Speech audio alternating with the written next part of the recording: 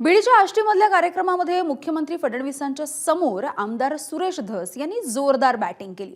बीडची बदनामी कोण करताय यावरती देखील धस यांनी भाष्य केलंय। तर दिवंगत सरपंच संतोष देशमुख हत्या प्रकरणामध्ये फडणवीसांनी कशी सहकार्याची भूमिका घेतली याचे धस यांनी दाखले सुद्धा दिले। तर मेरे पास देवेंद्र फडणवीस का आशीर्वाद है अशी डायलॉगबाजी देखील धस यांनी केली आहे।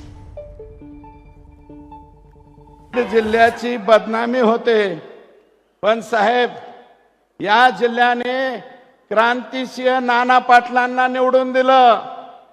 या जिल्ह्याने रखमाजी पाटील गावडेंना निवडून दिलं, ज्यांचं गाव 3 किलोमीटर अंतरावर आहे। धनगर समाजाचे होते ते, त्यांना या जिल्ह्याने निवडून दिलं।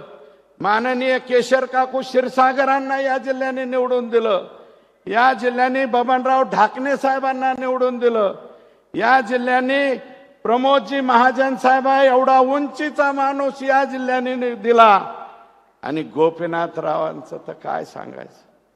गोपीनाथराव मुंडे साहेबांनी एवढा नेता, पहाडा एवढा नेता या जिल्ह्याने दिला। साहेब दीवार पिक्चर बघितला होता साहेब मी कॉलेजच्या जीवनाच्या काळात। त्याच्यामध्ये अमिताभ बच्चन आणि ऋषी कपूर, शशी कपूर हे भाऊ भाऊ असतात। माझ्यापेक्षा तुम्हाला जास्त पाहिलं।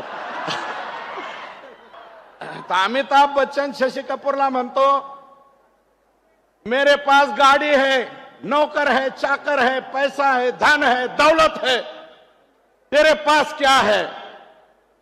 त्यावेळेस शशी कपूर म्हणतो, मेरे पास माँ है, मेरे पास माँ है। तसा आईचा आशीर्वाद तुम्हाला आतापर्यंत भेटतोय साहेब। तुमच्या इतका नशिबान कोणीच नाही। माझी आई बी गेली, माझी आई गेली, माझे वडील गेले, पण माझी दुसरी आई मात्र जिवंत आहे। आणि माझी आई मी लपवली नाही साहेब। सभागृहामध्ये तुम्हाला विचारलं मी, माझ्या आईचं नाव घेऊ का? मी माझ्या दुसऱ्या आईचं सुद्धा नाव घेतलं। बऱ्याच जणांना आशा होती याला काहीतरी मिळतंय काय नो, याला काही मिळतंय काय नो, काहीतरी मिळतंय।